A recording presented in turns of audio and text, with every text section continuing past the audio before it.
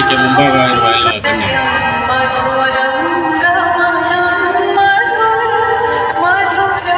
ಅವರಲ್ಲಿ ವಿನಂತಿ ಮಾಡಿಕೊಡ್ತಾ ಇದ್ದೀನಿ. ಬಾಬಾ ಸಾಹೇಬ್ ಅಂಬೇಡ್ಕರ್ಗೆ ಜಯವಾಗಲಿ. ಬಾಬಾ ಸಾಹೇಬ್ ಅಂಬೇಡ್ಕರ್ಗೆ ಜಯವಾಗಲಿ. ಬಾಬಾ ಸಾಹೇಬ್ ಅಂಬೇಡ್ಕರ್ಗೆ ಜಯವಾಗಲಿ. ಎದ್ ಮೂರ್ತಣ್ಣನವ್ರಿಗೆ ಜಯವಾಗಲಿ. ಎದ್ ಮೂರ್ತಣ್ಣನವ್ರಿಗೆ ಜಯವಾಗಲಿ. ಬಾಬಾ ಸಾಹೇಬ್ ಅಂಬೇಡ್ಕರ್ ಅವ್ರಿಗೆ ಅವರಿಗೆ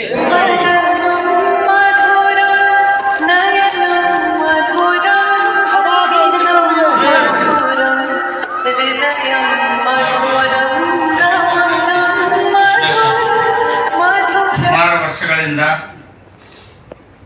ಒಳ ಮೀಸಲಾತಿ ರದ್ದುಗೊಳಿಸೋದಾಗಿರ್ಬೋದು, ಕನ್ನಡ ಉಳಿಸಿ ಇಂಗ್ಲಿಷ್ ಕಲಿಸಿ ಅನ್ನೋ ದೇವದಾಸಿ ಹೋರಾಟಗಳಾಗಿರ್ಬೋದು, ಒಂದು ಸಮಿತಿಯಿಂದ ರಾಜ್ಯಾಧ್ಯಕ್ಷರು ನೇತೃತ್ವದಲ್ಲಿ ಮೂರ್ತಿ ಅಣ್ಣವರು ನೇತೃತ್ವದಲ್ಲಿ ಹೋರಾಟಗಳು ಮಾಡಿದ್ರು. ಎಲ್ಲ ಬಾಬಾ ಸಾಹೇಬ್ ಅಂಬೇಡ್ಕರ್ ಅವರ ಜಯಂತ್ಯೋತ್ಸವ ಮತ್ತು ಹಸಿರು ಕ್ರಾಂತಿ ಹರಿಕಾರ ಬಾಬು ಜಗಜೀವನ್ ರಾಮ್ರವರ ಜಯಂತಿಯಾಗಿ ಲಿಟ್ಕರ್ ಭವನ ಮಾಡ್ತಾ ಇದ್ದೇವೆ.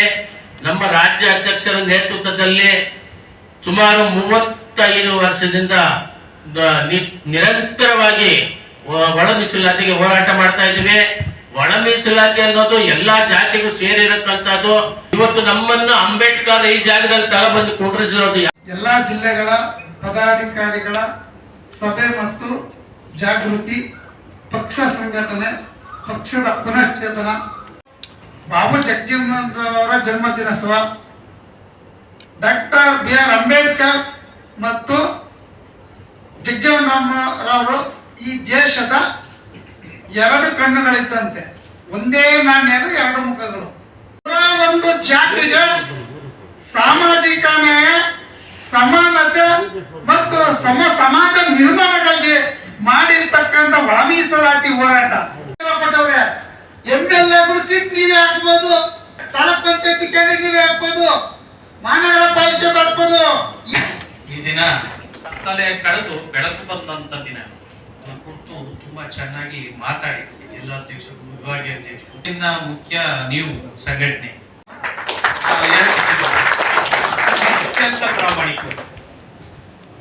ಸುಮಾರು 35-40 ವರ್ಷ ನನ್ನ ಜೊತೆಗೆ ಇದ್ದವರು ಇದ್ದಾರೆ. ನಾವು 5 ದಶಕ ಹೋರಾಟ ಮಾಡಿದ್ವಿ, ಪ್ರಯತ್ನವನ್ನ ಮಾಡ್ತೀವಿ. ಕಾರ್ಯಕರ್ತರ ಸಭೆನೂ ಹೌದು, ಈ ಜಯಂತಿ ಉದ್ಘಾಟನೆ ಆಗಿದೆ. ದೇಶಕ್ಕೆ ಒಂದು ಮೆಸೇಜ್ ಕೊಡೋಕ್ಕೋಸ್ಕರ ಇವತ್ತು ಏಪ್ರಿಲ್ 14ನೇ ತಾರೀಕು ಜಯಂತಿಯನ್ನ, ಬಾಬಾ ಸಾಹೇಬ್ ಅಂಬೇಡ್ಕರ್ ಜಗಜೀವನ್ ಜಯಂತಿಯನ್ನ ನಾವಿಲ್ಲಿ ಆಯೋಜಿಸಿದ್ದೇವೆ. ಯಾರಿಗೂ ಹೋಲಿಸಕ್ ಸಾಧ್ಯ ಇಲ್ಲ, ಅವ್ರಿಗೆ ಅವರೇ ಸಾಟಿ. ಬಾಬಾ ಸಾಹೇಬ್ ಅಂಬೇಡ್ಕರ್ ವಿಶ್ವಜ್ಞಾನಿ, ಮಹಾಮಾನವತವಾದಿ, ವಿಶ್ವಮಾನವ, ಇಡೀ ಜಗತ್ತಿನ ಜೀವಪರವಾಗಿ ಓಡಾಡಿದಂತ ಅದು ಬಾಬಾ ಸಾಹೇಬ್ ಅಂಬೇಡ್ಕರ್ ಅನ್ನೋದನ್ನ ಬಾಬು ಜಗಜೀವನ್ ರಾಮ್ 5 ದಶಕಗಳ ಕಾಲ ಶಾಸಕರಾಗಿ, ಸಂಸದರಾಗಿ, ಸಚಿವರಾಗಿ 30 ವರ್ಷ ನಿರಂತರ ಸಚಿವರಾಗಿದ್ದಂತ ಏಕೈಕ ಯಾರಾದ್ರೂ ವ್ಯಕ್ತಿ ಅಂದ್ರೆ ಜಗತ್ತಲ್ಲಿ ಅದು ಬಾಬು ಜಗಜೀವನ್ ಪ್ರಧಾನಿಯಾಗಿತ್ತು. ಇಡೀ ದೇಶಕ್ಕೆ ಬರಗಾಲ ಬಂದಾಗ ಕೃಷಿಯನ್ನು ಆಧುನೀಕರಣ ಮಾಡಿ ಹಸಿರು ಕ್ರಾಂತಿ ಹರಿಕಾರ ಅಂತೇಳಿ ಪ್ರಖ್ಯಾತಿಯನ್ನ ಒಟ್ಟೊಟ್ಟಿಗೆ ಜಯಂತಿ ಮಾಡೋದು ಕೂಡ ಸರಿನೇ. ಬಾಬಾ ಸಾಹೇಬ್ ಅಂಬೇಡ್ಕರ್ ಎಲ್ಲಾ ಸಮಾಜದವರು ಕೂಡ ಪ್ರೀತಿಸ್ತಾರೆ. ಬಾಬಾ ಸಾಹೇಬ್ ಅಂಬೇಡ್ಕರ್ ಜಾತಿಗೆ ಸೀಮಿತ ಮಾಡಿದ್ರೆ ಅದಕ್ಕಿಂತ ದೊಡ್ಡ ಮೋಸ ತಂತ್ರ ಬೇರೆ ಯಾವುದೂ ಇಲ್ಲ. ತಾಯಿ ಹೆಚ್ಚು ಸ್ತ್ರೀಗೆ ಅವಕಾಶವನ್ನ, ರಕ್ಷಣೆಯನ್ನ ಸಂವಿಧಾನದಲ್ಲಿ ಕೊಟ್ಟಂತ ಏಕೈಕ ಮನುಷ್ಯ ಅಂದ್ರೆ ಬಾಬಾ ಸಾಹೇಬ್ ಅಂಬೇಡ್ಕರ್. ಜೀತ ಪದ್ಧತಿಯನ್ನು, ಬಾಲಕಾರ್ಮಿಕ ಪದ್ಧತಿಯನ್ನು, ಜಾತಿ ಪದ್ಧತಿಯನ್ನು ನಿಷೇಧ ಮಾಡ್ತಾರೆ ಸಂವಿಧಾನದಲ್ಲಿ. One man one vote one value, ಲಿಂಗ ಭೇದ ಇಲ್ಲ, ಜಾತಿ ಭೇದ ಇಲ್ಲ, ವರ್ಗ ಭೇದ ಇಲ್ಲ, ವರ್ಣ ಭೇದ ಇಲ್ಲ ಅಂತ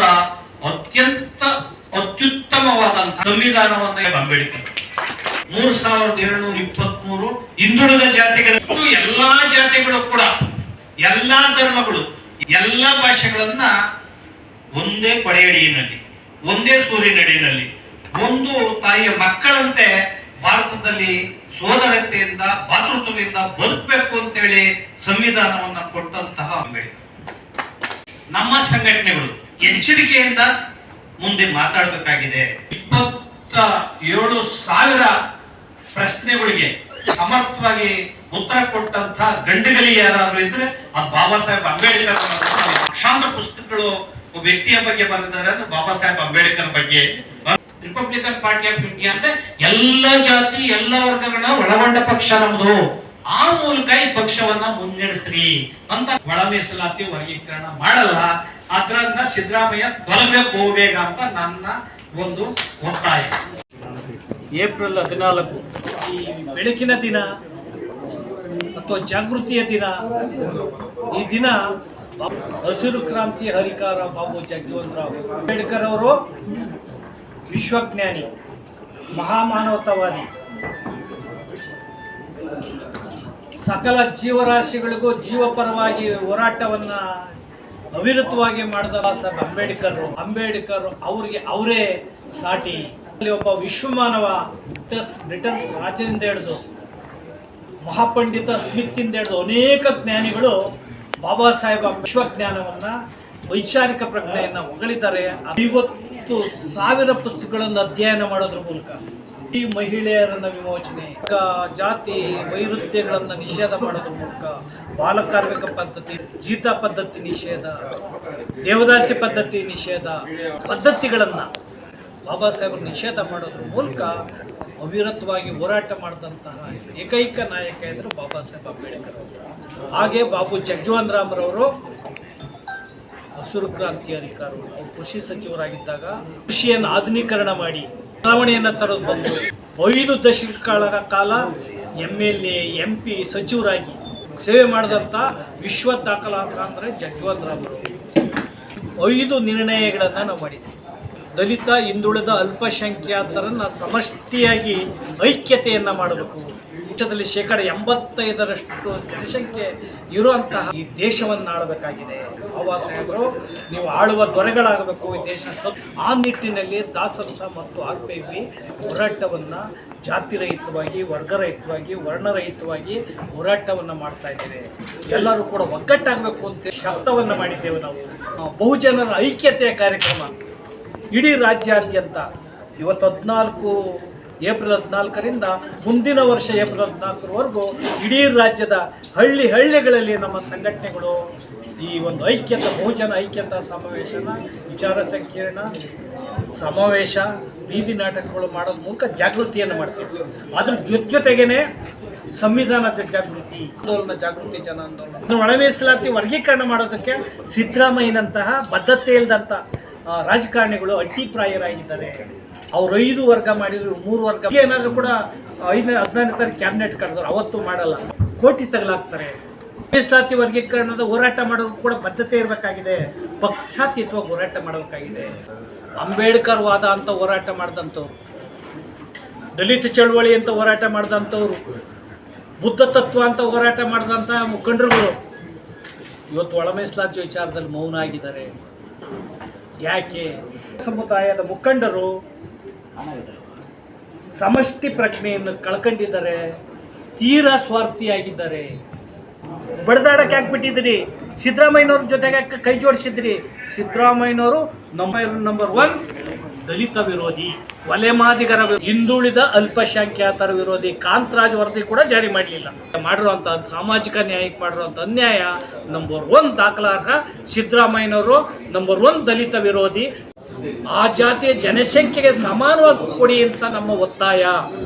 ಒಂದು ಜಾತಿ ಸಮಾಜದಲ್ಲಿ ಕಟ್ಟಕಡೆಯ ಸಮಾಜ ಎಂದಲ್ಲಿ ತೀರ ಕಟ್ಟಕಡೆಯ ಸಮಾಜಕ್ಕೆ ಒಳ ಮೀಸಲಾತಿ ವರ್ಗೀಕರಣ ಮಾಡಿದರೆ ಉದ್ಯೋಗ, ಶಿಕ್ಷಣ ಸಿಗ್ತದೆ. ಹೋರಾಟದ ತಿರುಳು ನಮ್ಮದು. ಬಸ್ಸಿನಲ್ಲಿ 101 ಜಾತಿ 40 ಜಾತಿಗಳು ವಿದ್ಯಾರ್ಥಿ ವೇತನಕ್ಕೆ ಅರ್ಜಿನೇ ಹಾಕಿಲ್ಲ ಸ್ವತಂತ್ರ ಬಂದಾಗಿಲ್ಲ. 40 ಜಾತಿಗಳಲ್ಲಿ ಒಬ್ಬರು ಕೂಡ ಇಂಜಿನಿಯರು, ಡಾಕ್ಟರ್ ಇಲ್ಲ. ಒಂದು ಗ್ರಾಮ ಪಂಚಾಯತಿ ಕೂಡ ಸದಸ್ಯರು ಕೂಡ ಇಲ್ಲ. ಇನ್ನು 12 ಜಾತಿಗಳು ಸರ್ಕಾರದ ಯಾವುದೇ ಸೌಲಭ್ಯಕ್ಕೆ ಸ್ವತಂತ್ರ ಬಂದಾಗಿಂದ ಅರ್ಜಿ ಹಾಕ್ತಂಥ ಜಾತಿ ಇದ್ದಾವೆ. ಅವರಿಗೆ ಒಳ ಮೀಸಲಾತಿ ವರ್ಗೀಕರಣ ಆದರೆ ಅವ್ರಿಗೆ ಶಿಕ್ಷಣ ಸಿಗ್ತದೆ, ಉದ್ಯೋಗ ಸಿಗ್ತದೆ ಅಂತ ನಾವು ಬೆಂಬಲಿಸ್ತೇವೆನ. ನೀವು ಅಧಿಕಾರಕ್ಕೋಸ್ಕರ ಉಪಯೋಗ ಮಾಡ್ಕೊಂಡಿದ್ದೀರ.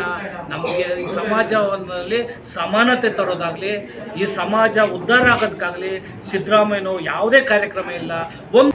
5 ಎಕರೆ ಜಮೀನು ಕೊಡ್ರಿ, ಅನ್ನ ಉತ್ಪಾದನೆ ಮಾಡೋ ಶಕ್ತಿ ಕೊಡ್ರಿ. ನೀವು ವ್ಯವಸಾಯ ಪರಿಕರ ಕೊಡ್ರಿ, 5 ಎಕರೆ ಜಮೀನು ಕೊಡ್ರಿ, ಸಮಾಜವನ್ನು ಸಶಕ್ತರನ್ನಾಗಿ ಮಾಡಿ. ಇದು ಅಂಬೇಡ್ಕರ್ ಅವರ ನಿರ್ದೇಶನ, ಡೈರೆಕ್ಟ್ ಸಂವಿಧಾನದ ಆಶಯಗಳು, ಪರಿಕಲ್ಪನೆಗಳು. ಮೋಸ ಮಾಡಿದ್ದಾವೆ, ವೋಟ್ ಬ್ಯಾಂಕನ್ನಾಗಿ ಮಾಡ್ಕೊಂಡಿದ್ದಾವೆ. ಸಂವಿಧಾನ ವಿರೋಧಿ ನಡೆ, ವೈಜ್ಞಾನಿಕ ಅವೈಚಾರಿಕ, ಆ ಕಾರಣದಿಂದ ಸಿದ್ದರಾಮಯ್ಯನವ್ರ ನಡೆ, ಮುಂದಿನ ನಡೆ ವೈಜ್ಞಾನಿಕವಾಗಿರಲಿ, ಸಂವಿಧಾನಬದ್ಧವಾಗಿರಲಿ. ಇಲ್ಲದ ಹೋದರೆ ನಿಮಗೆ ಕಪ್ಪು ಚಿಕ್ಕೆ ಬರ್ತದೆ ಅಂತೇಳಿ ಸಂಘಟನೆಗಳು ಒಳ ಮೀಸಲಾತಿ ಆಗಲೇಬೇಕು ಅಂತೇಳಿ ನಾವು ರಾಜ್ಯದಾದ್ಯಂತ ತುಂಬ ತೀವ್ರತರವಾದಂಥ, ಉಗ್ರವಾದಂಥ, ಭಿನ್ನವಾದಂಥ ಹೋರಾಟವನ್ನು ಮಾಡ್ತೇವೆ. ಸಂವಿಧಾನ ಜಾಗೃತಿಯನ್ನು ಮಾಡ್ತೇವೆ. ಜೊತೆಗೆ ಈ ಐಕ್ಯತಾ ಸಮಾವೇಶನೂ ಕೂಡ ಮಾಡ್ತೇವೆ. ಇಂಡಿಯಾ ಬಾಬಾ ಸಾಹೇಬ್ ಪಕ್ಷ ಇದೆ, ಅದಕ್ಕೆ ನಾನೇ ರಾಷ್ಟ್ರೀಯ ಅಧ್ಯಕ್ಷ. ನಮ್ಮದೊಂದು ನೋಂದಣಿಯ ಪಕ್ಷ. 2028ಕ್ಕೆ ನಾವು 3ನೇ ಫ್ಲೋರಲ್ಲಿ ನಾವು ಎಲ್ಲರೂ ಕೂಡ ನಮ್ಮ ಸಂಘಟನೆಯ RPIPಯ MLAಗಳು ಇರ್ತಾರೆ. ನಿಮ್ಮ 2028ಕ್ಕೆ ರಾಜಕೀಯ ಕ್ರಾಂತಿಯನ್ನು ನಾವು ಮಾಡ್ತೇವೆ. ಹಳ್ಳಿಯಲ್ಲಿ ರಾಜಕೀಯ ಹೋರಾಟ, ಮತ ಜಾಗೃತಿ ಕಾರ್ಯಕ್ರಮವನ್ನು ಮಾಡ್ತೇವೆ. ತೀರ್ಮಾನ ತಗೊಂಡಿದ್ದೇವೆ.